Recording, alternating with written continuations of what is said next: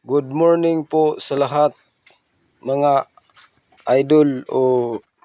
Andito na po yung nilulutong niyog na nahiwalay na sa bagol o paya.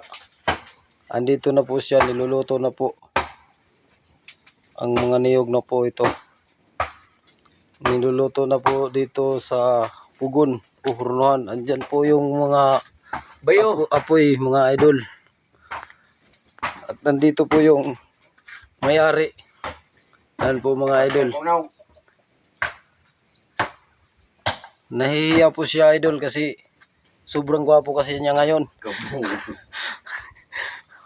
Pagkatapos nito po idol, pag maluto na po ito, ilalagay na po ito sa sako bago ibibinta. Andito po yun lahat mga idol. Welcome to my channel mga idol. Dito po ito idol. Natapos na pong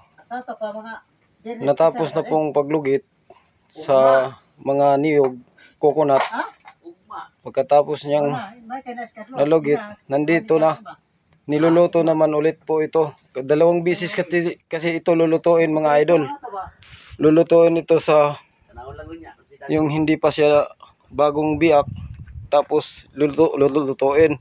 Pagkatapos lulugitin na naman siya sa paya o sa bagol o sa Bisaya pa. Pagkatapos mahiwalay sa paya, lulutuin na naman po siya ulit. Andito po yun idol. Niluluto na. Niluluto na po siya idol. Tapos na pa. Malapit na po itong maluto idol. Magkakapira na po ang may-ari. Magkakapira na po ang may-ari nito. Makabili na po siya ng pagkain, inumin. Pwede na silang maglasing nito mga idol. Kapag maibenta ito sa budiga.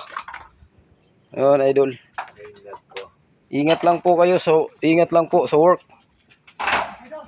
Ito po idol, yung mga paya ng niyog. Ito po siya, paya ng niyog mga idol. At inuuling na po. Nandito na po sa loob ng drum mga idol. Yung paya ng niyog. Ito po idol. Ginawa na po siyang uling mga idol. Ito po. Dalawang drum dito sa tatlong drum po pala po ito. Dito pa yung 75 years old. Napakalakas pa. Mas malakas pa nga siya sa kalabaw eh. Malakas pa sa titi. Ina daw. Huwag ganon. So, grabe ka naman. Huwag ganon. Bad words ka. Huwag kang ganyan. Ayun. Po idol.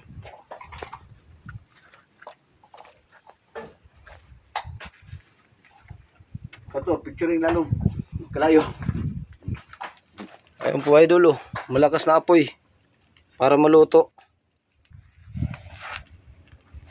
Para po siya maluto idol. Ilakasan. Hindi dinadahan lang po nila yung apoy kasi malapit na po itong maluto. Mga 1 oras na lang o 2 oras maluluto na po ito. Maraming salamat pala sa solid suporta nyo sa akin idol. Ito po. Yung pong matanda na laging naghahanap ng mga single mom. Ayun o. Kahit matanda na raw.